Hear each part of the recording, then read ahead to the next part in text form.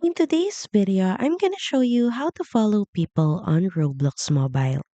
So start by launching the mobile app.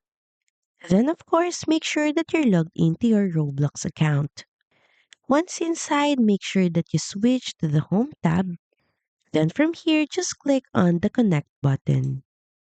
Next is use the search bar to search for people to follow. Simply type in their username, press enter.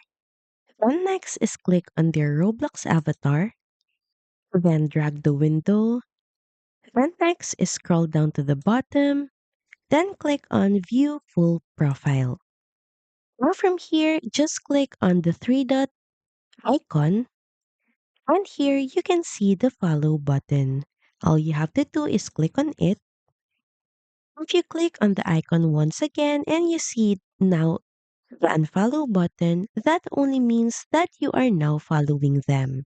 So that's pretty much it. Thank you very much for watching this video and I'll see you again on the next one. Bye!